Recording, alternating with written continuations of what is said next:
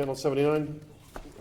We're on the record. This is the Environmental Protection Commission regular meeting agenda, Wednesday, September 4, 2019. First piece of business is old business, EPC 31, 2019, Susan Booth, 20 Linda Lane, proposing pond dredging. The site is shown on the assessor's map as number 9, lot number 100. I believe the commission has the draft.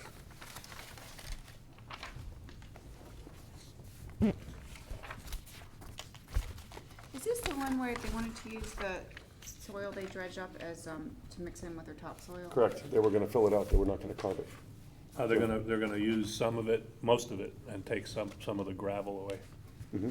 But the more organic, they're gonna dry it and spread it. Are they gonna, because we had talked about recommending, not requiring, but soil testing before they start mixing in with the, Oh, I can do that. You You wanna make it a condition? Recommend just soil recommend. testing? I don't think we can require, but just Oh, that's fine, for yep. our own benefit. It's not expensive to do. Well, No soil testing. Well, it's free if you use the, You can. yeah, okay, yeah. I'll put that in there.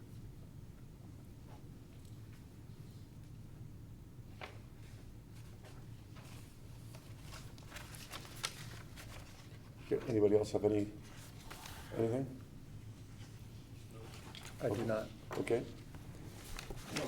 May I have a motion to approve this? Thank you, Kelly. Thank you, Susan. All in favor of approving this draft? Aye. Thank you. Approved. Second, we move to new business.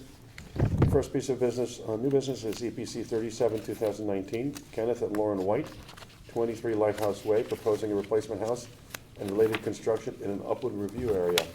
The site is shown on Assessor's Map number 53 as lot number 31. Mr. Gleason. Good evening, Robert Gleason with Gleason and Associates. I represent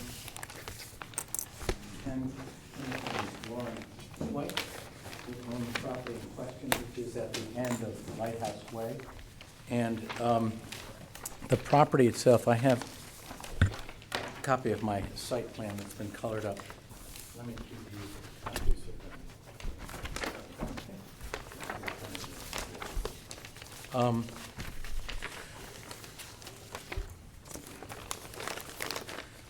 The Whites bought this house in 2013. It's in a residential half-acre zone, and it's 0.6 acres.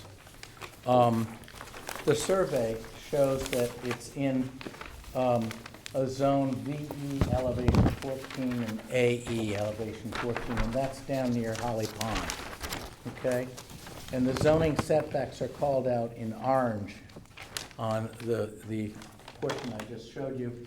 And the proposed residence under the surveyor now will meet setbacks because the existing residence doesn't. It's not squarely within the regulations setback because it was built in '65 and the regulations changed. But it's basically where the proposed house will be, is where the existing residence is. The existing residence is about 93 feet from the mean high water. And because mean high water is Holly Pond, we fall 7 feet within your jurisdiction because we're doing activities within 100 feet of Holly Pond. And you regulate Holly Pond as an inland waterway, even though it is tidally influenced. So you have a velocity flood zone down here and then an AE elevation 14 zone, which means that the residence, which now is at elevation 10 plus feet for the first floor, is woefully inadequate. Under FEMA, you have to lift it up to 15. We have a 4-foot lift. And the clients looked at that and said, when you look at this residence, it's probably not worth doing. And they really looked at it. So you have the residence here at the top, that's with neighboring properties right next door. This is from Holly Pond looking back. This is the residence here. You can see there's a rocky beach, and then the grass comes right down to the beach. And there is a magnificent 38-inch white oak that's right smack dab about 8 feet from the coastal jurisdiction line, probably 20 feet from the mean high tide line. And this is a picture of that when viewed from the terrace of the existing residence. It's just perfectly shaped and lovely. And the client said, that is being preserved, no matter what. Now, there's also a lovely, huge oak in the front and some other trees at the entrance, but this one they're preserving. So the proposal is to tear the house down and start fresh, but essentially in compliance with the regulations. And the site plan, and I gave you a reduced version of it, which is just a copy of this, okay? The house is colored in yellow. That's the new house. It meets the setbacks, which are called out in orange. It looks kind of on red in your copy. And in discussing this with this application with Rick, there are silt fences called for all the way around the perimeter. And that's what Tuan, our engineer, has suggested. There is some regrading for the new house, but it's basically at least 60 feet, 50 feet away from the mean high tide. The tree will be preserved. There are some cultex proposed for stormwater treatment. The first inch of flush will be directed into these cultex with a positive outflow, and then it will sheet flow into Holly Pond. So that gets you water quality improvements over existing conditions. You don't have thermal and particulate matter going into Holly Pond, which is what happens now. Wow, are there any, there's probably no cultex there now, right? No, there's no cultex there now. And they're sited so that they're just outside of the drip line of that white oak. They don't fall within the drip line. At least that's according to the graphical interpretation from Seymour's. So this is the 100-foot CAM review area. We have to go to the Planning and Zoning Commission because we're within the CAM area. And you can see just... Excuse me, Wilder? Yeah. Excuse me a second. So that's, you will have your CAM review? with P&Z. Is that And that's going to scheduled? be a public hearing on the 24th of Okay, September. no, I want to make that sure. I want to get that on the Absolutely record clear, that yep. you will have a public hearing on the record with Planning and Zoning. With Okay. Planning and Zoning, it's for CAM review, it's for flood damage, and for regrading. We are doing some regrading within 15 feet of the property line. The neighbor has to have a chance to look at it. My clients are going to go talk to all the neighbors before the public hearing, because we want to know where they stand, and if they have objections, see if there's a way we can address them. So that's what's going on. In talking with Rich had indicated, and I think it's pretty customary for you, when you have lawn that runs down to the edge of mean high water or the coastal jurisdiction line, that there be a buffer, a planted buffer. And when you look at the pictures, it's kind of steep on this area where the tree is. There's a pretty quick rise. And so a 6-foot buffer we felt was appropriate, and did the same on the other side with a path down to the beach, because frankly, there's lots of toys at this house.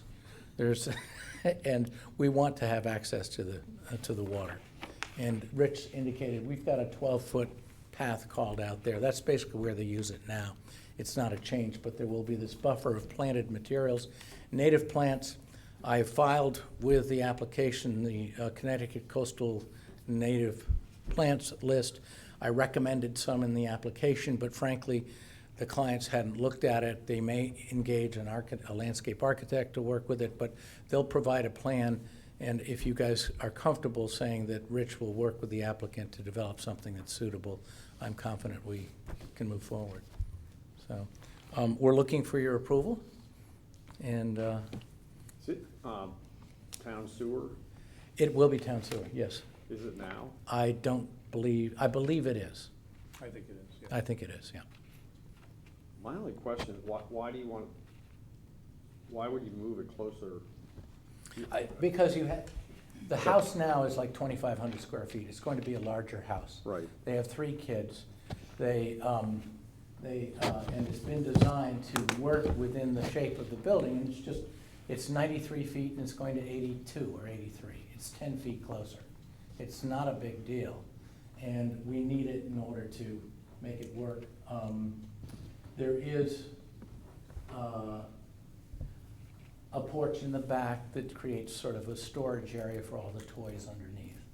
And it's designed so that everything's FEMA compliant now, so that there's a crawl space, there's no basement. It's where we want to be in this area, and bringing it up to current codes regarding hurricane safety and plumbing and everything else. It'll be well done. What happened down there during Sandy? I don't recall, and I don't know because they didn't own it at that time. I don't believe if they did. They bought in June of 13. Was Sandy 11. 11? So I don't know. But the house is at 10 plus. I have clients on Beach Drive who are at 10-7, and Sandy, that's right down here. So Holly Pond comes here, Beach Drive is at the end, sort of down here. So it's at the same area. They did not get floorboards wet. Came within a couple of inches, so this being 10-3 may well have had some wetness, may not have, you just don't know. It would have been touch and go, I suspect. And is there a sump pump in this? I don't believe there's a basement right now. There won't be. We're not won't be proposing allowed any to. sump pump, no. It'll There's have to nothing be, to, what we'll have is we'll have weep holes, the big vents that will allow water to flow in when there's a flood and equalize the hydrodynamic pressure, and then flow out once the waters have receded. And by nature, you will wind up with a maximum 12-inch puddle on the inside, which will dissipate over time, or get pumped I was out. just looking at your operations and maintenance plan, and it Yes. has a groundwater pump system in it, so I was just You know what? That, I didn't look at that. I don't I think didn't see that makes sense. That doesn't make sense. That makes That's no why I was sense. asking. And you know what? Okay. The reference in that should be deleted. Okay. It's just inappropriate. I apologize for That's not a- catching that's a that. Good boilerplate, catch. And that can come out, Yeah, there it is. Okay. Point number 5. Yeah. I would delete that, and if you wish to stipulate to that effect, well done.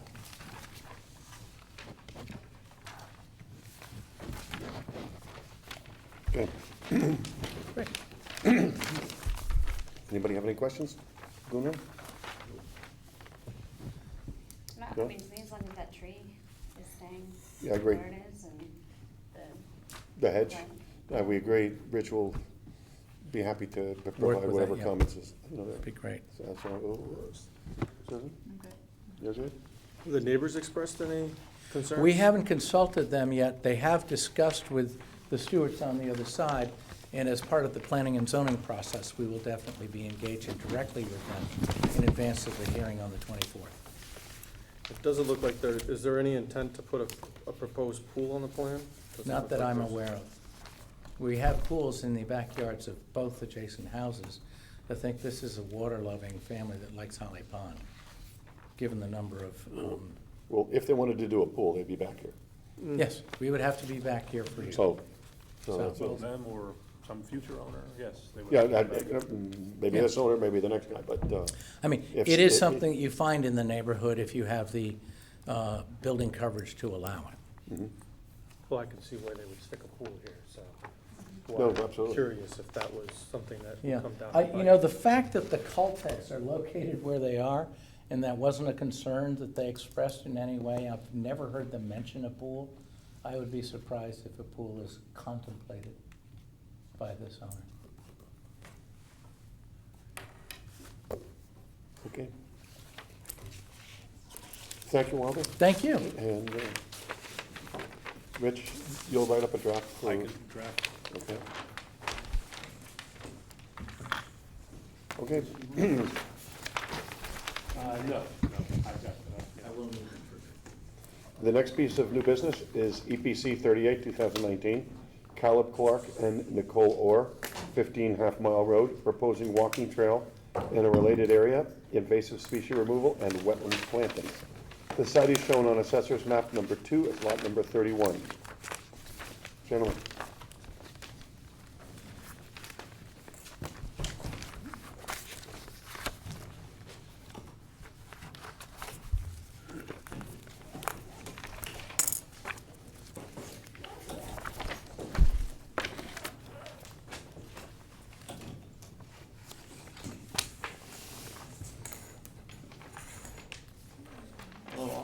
My name is Josh Woldridge. I'm with Glengate. Would you spell your last name for me, please, Josh? Sure, it's WOOLDRIDGE. Thank you.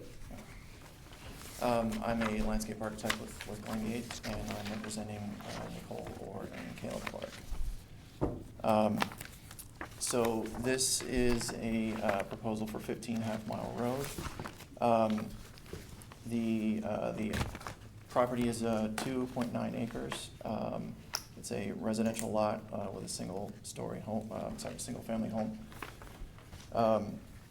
It's approximately 65% wetlands covered. So the map that you're looking at, I believe you also have a copy of also, but the map that you're looking at here shows the amount of lawn space that's surrounding the home itself. So the existing site has primarily formal vegetation around the home itself, and then it opens up to lawn space, and then eventually to the wetlands and the wooded areas. Within those wooded areas are a lot of hardwoods, a lot of existing shrubs, but primarily invasives that are starting to take over the areas themselves. So the homeowners purchased the home about 4 years ago, with showing a lot of concern that there already were invasives that were working within the wetlands themselves. They've actually, prior to speaking with Glengate, they had taken some initial steps to see how they could improve the wetlands themselves. They had actually contacted an arborist as well to come in and have the wetlands checked and the health of the woods. Overall, the arborist suggested that the health of the wooded areas were in good shape.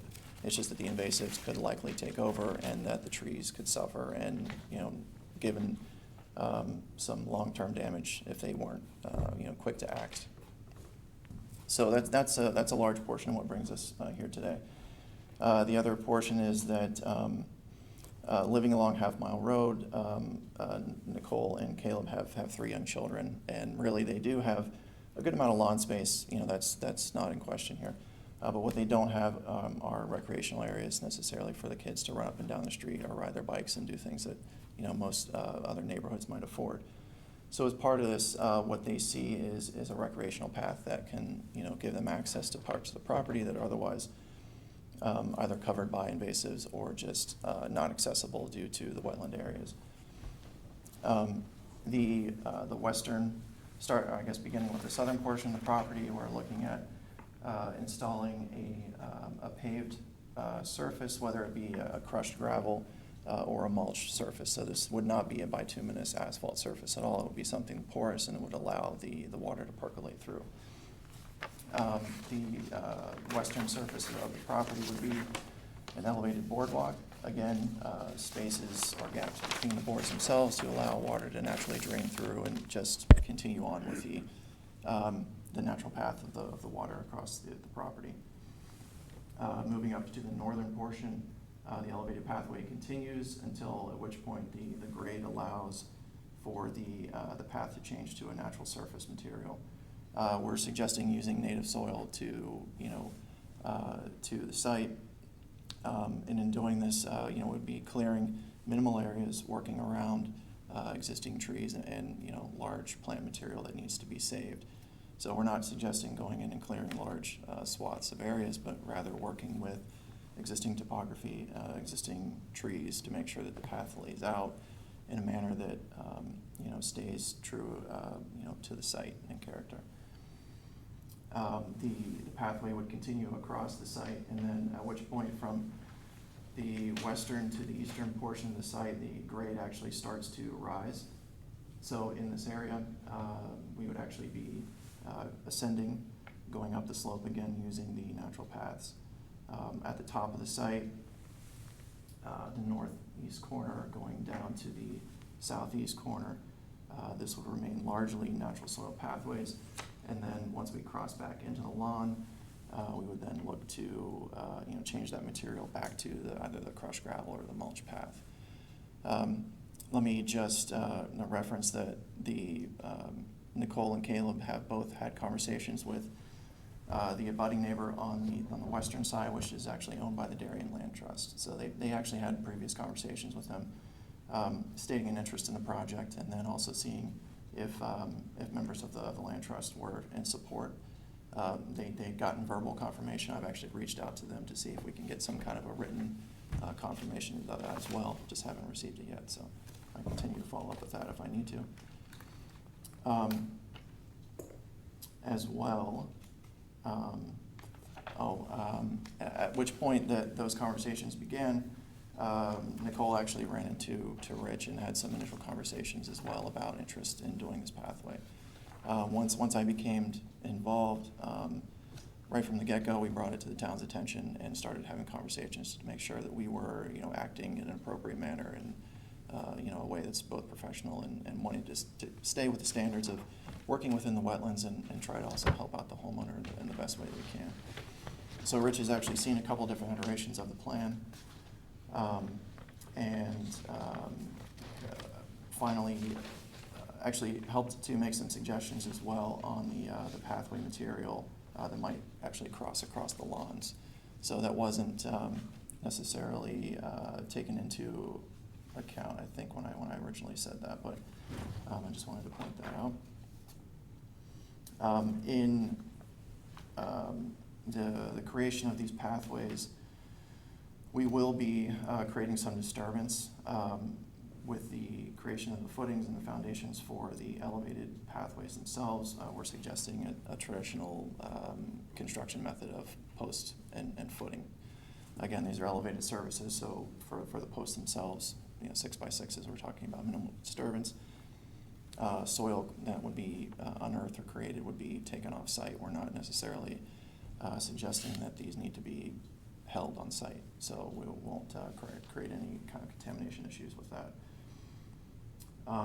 Any pathways, we're hoping to work with the existing topography as best as possible. Any pathways that might need to be, leveled just a little bit here and there are going to be done in a less than 6-inch manner. So, these will be remained pretty close to, hiking trails or walking trails that you might find, kind of out in the woods. It's really the character that they want to keep. Areas that are going to be disturbed. Within the wetlands, these hatched areas are actually all debris piles that had been kind of just created over many years of lawn trimmings, cutting trees, limbs, and whatnot, and they were just kind of amassing. So as part of the project, we're proposing to remove those areas and actually allow then the native plantings to again take hold. All of this obviously encompasses some kind of a integrated pest management or an IPM, which means that we'll be constantly monitoring for invasives, as they start to take hold and then taking them out by hand. As these areas are cultivated, we will look for suitable plantings. I've suggested plantings within with the packet itself, and then once we go through, a final approval processes, and if we need to have any other conversations with Rich to make sure the plantings work, we'll certainly do that as well. I would just like to, I don't know if you all had the opportunity to fully read the narrative that was put together, but Nicole and Caleb are very committed to the areas that surround their home. They see this as an opportunity to create a place for their family, for their generation, and also their kids and hopefully grandkids to come and enjoy and experience this property. So they really do look forward to the opportunity and hope that they are allowed to pursue with the project. Obviously, we're looking for your all's acceptance of the project. Michael? Any comments? Questions?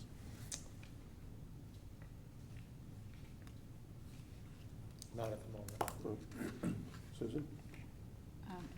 Well, I'd be interested in the conversations that Rich had with the owners. You've been out to the site. Yeah, they're committed to doing the invasive removal. And in fact, it's the first time I've heard presentations about using goats for invasive removal, and they've started with the goats. Yeah. I don't know what the time frame is, because I've only heard presentations. Excuse me, Good. repeat that. There's a goat, yeah, so that's You their have goats? goat. that So was- they- Goats, they're Yeah. using, they've taken a section of some of the worst invasives and temporarily fenced it, to create an enclosure. I'm not sure exactly what percentage of that area, but it's a It's fairly along the decent right-hand size. side. On the Yeah. right-hand side, and they've put, there are 2 goats and. Wonderful. It's a natural way of Sure. invasive removal, which, again, I'd heard presentations on it in a couple of, I don't know if they used, I'm not sure who they're using, but. They're using green goats out of the Okay. Hudson Valley. Okay, yeah, there's a few people in the state and around who will rent goats. I'm not sure what the time frame is, and I'd be curious to hear from the folks who rent the goats, what they're thinking of in terms of, how long the process might take and so forth. So that process actually started before myself and Columbia got involved, and but they are on property now. They're great little animals and fun to watch them actually do their work. It's an organic method of invasive removal. Obviously. It sure is. Yeah. So I'm curious to see how it works, because I've heard about it and not seen it, so I'm really anxious. I've heard about it, but not seen it, but, Yeah. Yeah, have you heard about it? Yeah. It's- wow. Anyway, I'm not sure, if they're gonna try that everywhere. It's They- sort of an experiment in that one area. Or- It is kind of an experiment. See how it area. works. I mean, it is such a thicket of, invasives for the area right there, but. I know they do not want to use Roundup, which is fine. So the other methods, would be more traditional, where you remove by hand. Some things can be pulled, you can pull the roots up, other things you Yeah, can't. goats are cheaper probably. Yeah, and then, you can use a heavy mulch, wood chip mulch, to suppress, some of the invasives maybe somewhere. I don't know if they can try that too. I think we're gonna have to look into a lot of different methods. Different I don't think there's methods. gonna be. They have one they have a simple large, approach. it's a large area of invasives. Most of the wetland that's not lawn, wouldn't you say most of the I would wetland say that's most not of the lawn wetlands. has invasives? Yeah. Yes. And there's no way to access it other than, the idea of a path to Sure. access and maintain. I don't, and enjoy it. It's sort of a, nature, a way for them to enjoy the wetland Sure. and maintain it in the future. Sure. So it's an ambitious project, so. It certainly is. Even before they came in with the path, they've been, I know she did talk to the Nature Center, and they've been out, they try on their properties, obviously, to control. I'm not sure how much they've done on this piece yet. I haven't really looked at their piece that close. Some of their properties, more than others. So, No, they're to be complimented for, this is an ambitious project, and to get rid of the leaf piles and, brush and et cetera that's been accumulated there, I think it's great, Can I ask another question? of course. Just wondering what activity was that the walkway could support. So when I was out there today, the owner mentioned that she'd really like the kids to be able to bike around it. Can you actually ride a bike on that On a- material? On a boardwalk? Like Well, I mean, grass? so the western section will be all elevated boardwalk. The natural soil pathways, it would be like going out in the woods and riding a mountain bike. I think that would be the equivalent. So I don't think it's necessarily going to be as simple as a smaller child on, learning how to ride a bicycle. Might take a little bit more of an advanced rider. But I think that their idea is that, as the kids grow, they'll be able to manage the environment. But yes, that would be a hope, is that they could use it for more activity than just necessarily walking, or potentially doing a jogging trail or something like that. Which I actually had a question on that, because your inspiration drawing, which is great, is like a fitness trail. So did they have plans to put playgrounds or anything out there for activities? No, no plans that we've discussed, No structures, right? No permanent structures, Yeah. nothing that would require cement. Footings. Cement footings to sit there and say, I wanna have a chin-up bar, or a sit-up place, a place that, inclined, something like that. Yeah, no, I understand that type of fitness trail you're talking about. Yeah. I don't see that as, it has not been part of the discussion. So that's not part of the discussion, Yeah. okay, because that's another level, okay, good. Any tree trees to be taken down? So we have been able to access, I would say, the majority of the property, and we haven't necessarily recognized any trees that need to be taken down at this point. I think that the true test will be once we actually are able to open up some of these pathways to get access to them. But I think that the majority of the trees, again, we're going to do our best to salvage them. So if there are invasives that are either climbing along the trunks of the trees, they'll be cut, allowed to die back. We'll pull them down if we can. But we haven't, I haven't seen any that I've marked or recognized that need to come down.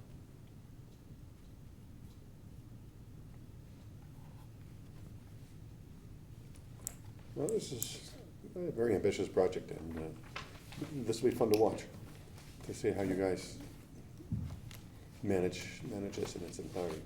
Of course, it's interesting. Anybody else have any comments? Rich?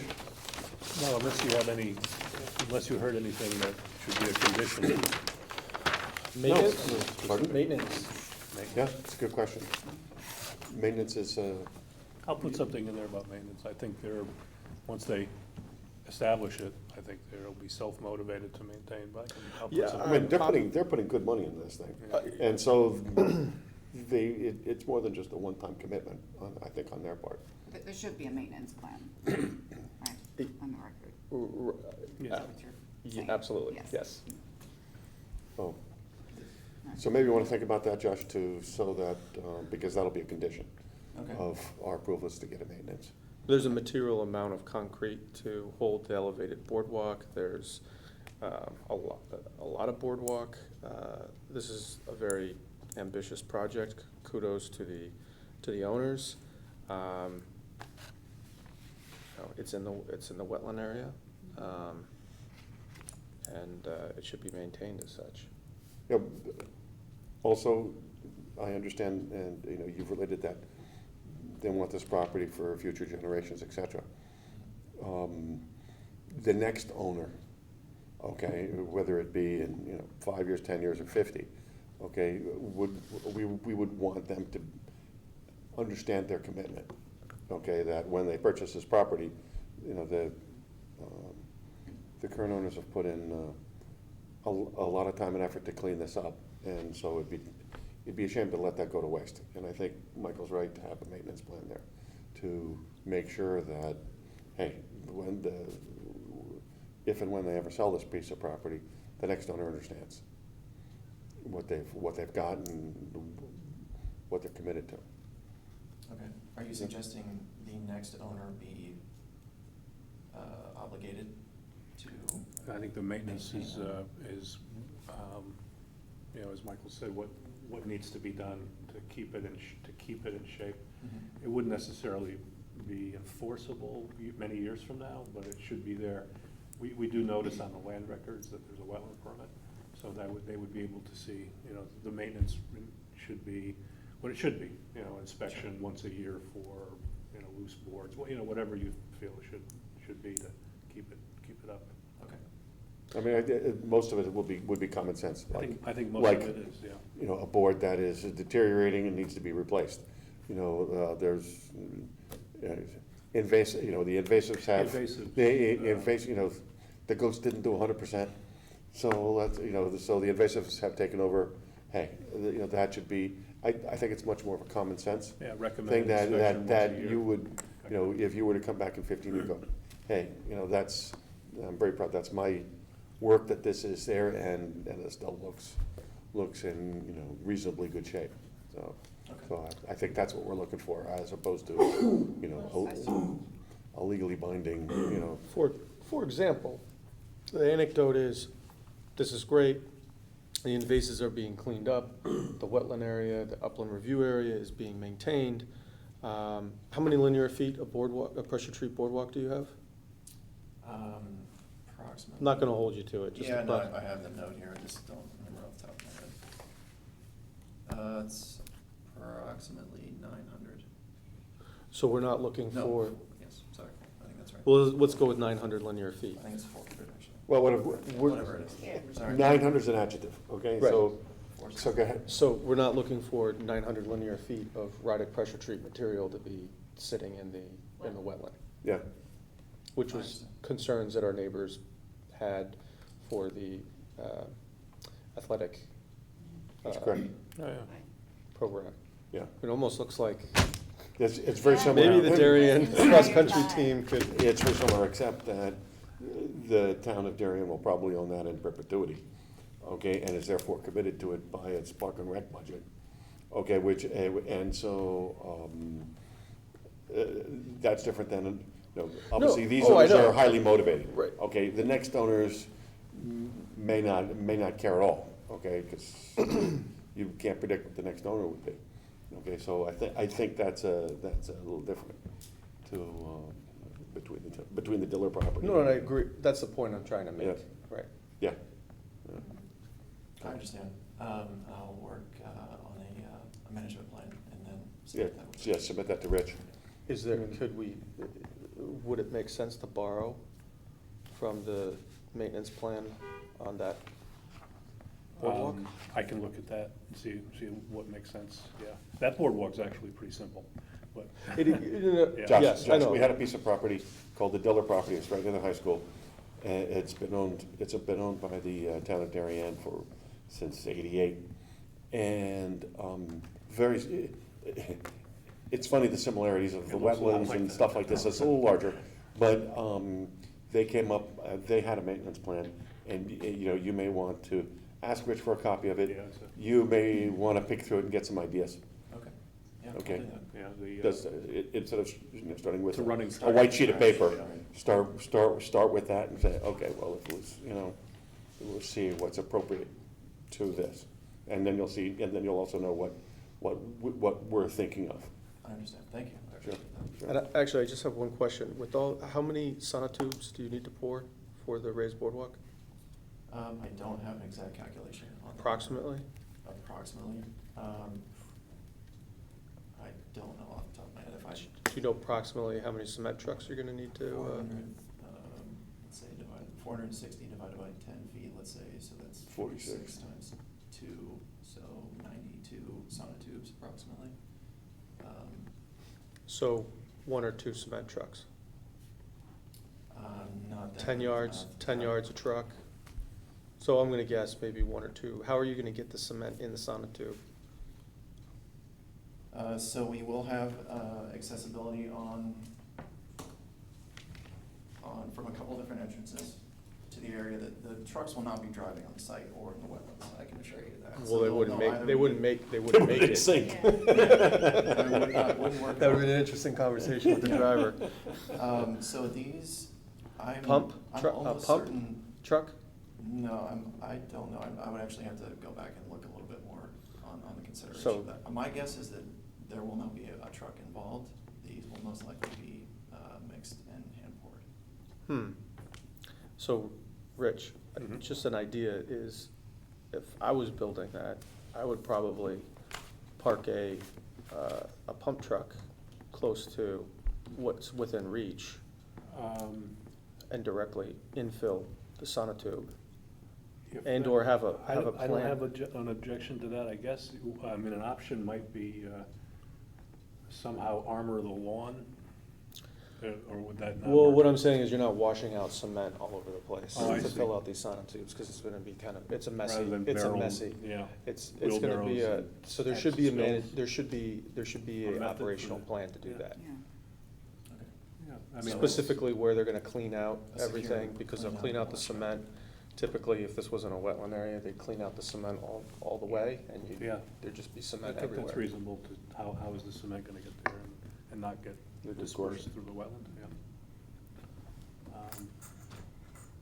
And then someone to confirm and monitor that it was done appropriately, Right, I mean, typically, would the a engineer. truck pull up into the driveway and just empty it into small loads of wheelbarrows Well, each time a tube is poured, or I don't know how Yeah, that well, works? the You easy. still have to get, You have to walk it there. you still have to walk it there, Well- which, if it's wet, it's gonna be. Well, that's automatically sink in. protecting the lawn with, I mean, they could. Plywood or something, yeah. Yeah, I mean, they're They're gonna be Anyway. building, they could build. the Josh, something first- for you to think about and get back to Rich. They could build that first Okay, section of the because- trail, you know, you would build that section of trail for the wheelbarrows to be able to get to the, Is there, this section here.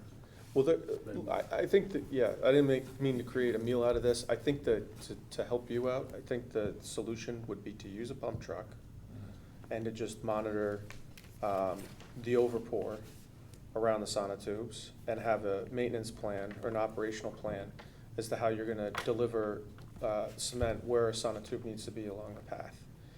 Because you could put a cement truck inboard of the upland review area and still reach your sonotube location. A pump truck has a very large boom Okay. on it. You can get a far distance with it. And if you can't get the pump truck to those locations, and that's probably the most economical and fastest and the way everybody on site would wanna do it. And then the second would be, if you got a wheelbarrow, are you gonna wheelbarrow, how are you gonna do it? And keep the site clean, the wetland clean for that activity. Got it. That might be a question for the contractor. Yeah. Yeah, I'll follow with that. Well, you guys have contractors who do this stuff, right? We do, we will not be building You won't be this building. portion of it, Okay. no, but we will be working with a subcontractor that I'll have a conversation with. Good, and get back to Rich, so that, Rich will probably write up the draft of approval, but that'll remain, that question. We'll ask the question when we formally approve it next month. Okay. So Rich can let us know what's going Well, I on. would make it a condition that Yeah. there be, Okay. There we go. that the contractors. Okay, there we go. It's a I can have it condition. reviewed by, I can have Darren review it or somebody, Yeah, because I don't know enough about it. Darren, Yeah, that would be good. Darren or Okay. one of the DPW guys maybe even. Can I ask a follow-up? It's a very specific, important point, but also more generally, I mean, there's just a lot of construction in the wetlands. And a lot of construction workers don't necessarily appreciate how sensitive the wetlands are, and I would feel more comfortable if there's some very clear supervision of people who do appreciate the potential damage to the ecosystem. And the cement is a perfect example, because if you're not paying attention, next thing you know, you've got cement all in the wetlands, and that's, you know, a bigger problem. So I just think broadly throughout the project, I would just like there to be some sort of clear supervision before we have a very difficult problem to remedy. Maybe, what do you think of this, it is such a large property that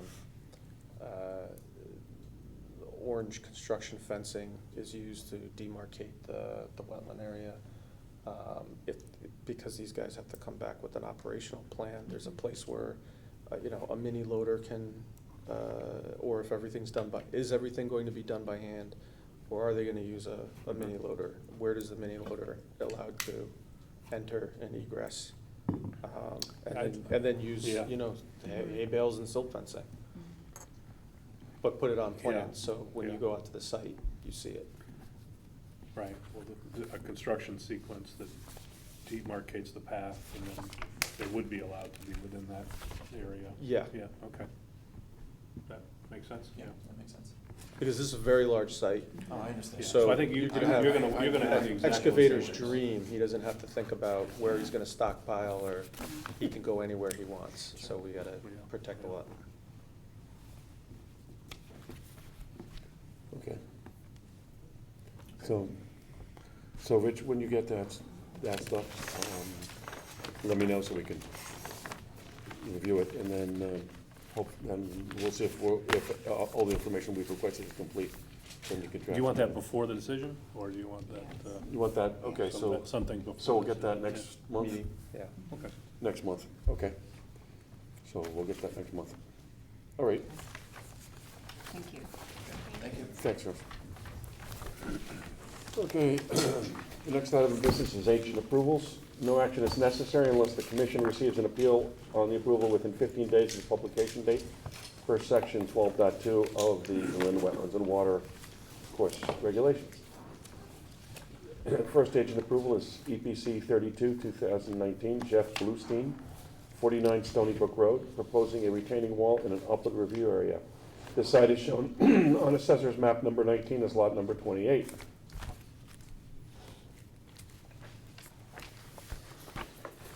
Anybody have any questions? I mean, this looks like it's just fixing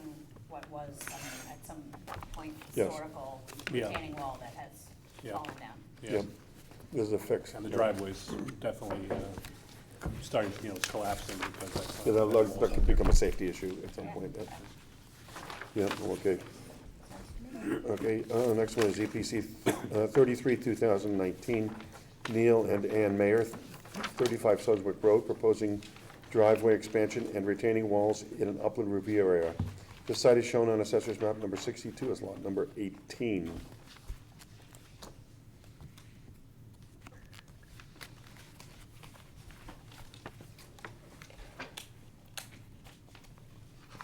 Did anybody have any questions for Rich on this one?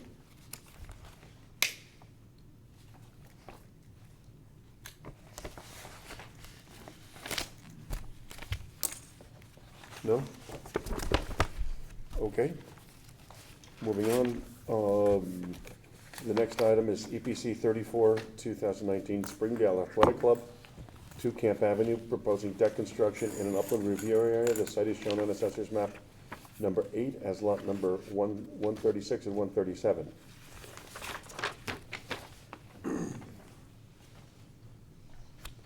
Are there any questions on them putting out a deck there? Is there anything there already? It's over a parking lot. Just So, parking? yeah, Yeah, so it's just the. It's it's totally the totally piers pervious within surface. the, within 100 feet of the river.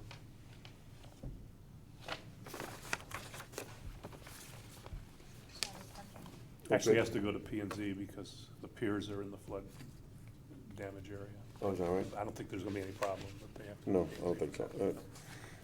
EPC 35, 2019, Griffin and Lauren Wetmore, 19 Stanton Road, proposing curtain drain installation in an upland review area.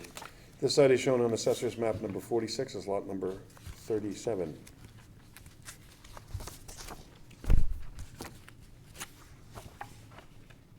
Anybody have any questions?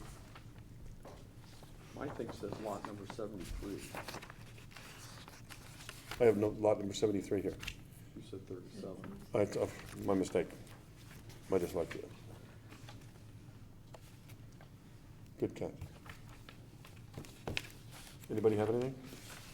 Okay. EPC 36, 2019, John and Leslie Osborne, 29 Arrowhead Way, proposing septic repair in an upland review area. The site is shown on Assessor's Map number 65 as lot number 65. I would like them to repair it. It's a new system. The health code calls it a repair because it's just the way they do it, so that it gives them Yeah. some leeway in terms of code and so forth. But yeah, should be a much improved situation. Okay, Are they other, expanding it or just? No, they just have a problem with the existing, and they're putting in a new, more high-tech in a different area. But no, they're not expanding the bedrooms or anything, no house expansion, no bedroom expansion. Does the health? Health department's approved it. They have to They have to approve it, yeah. approve it as well? They've approved it already. They've approved the engineering design already, yeah. okay. Other business. Discussion of watershed stewardship education program. Okay, we had one meeting, and I think we need to have another, Jim Millard's not here, so we'll have to, I'll contact Jim, and we'll get some dates. We'll circulate an email out there for some dates, so we can meet with, I spoke to the printer, got some possible. Some ways, ideas? yeah, Okay, good. yeah, cost and so forth. good. Okay, so I'll follow up with Jim and try to organize everybody. Minutes of the August 7th meeting.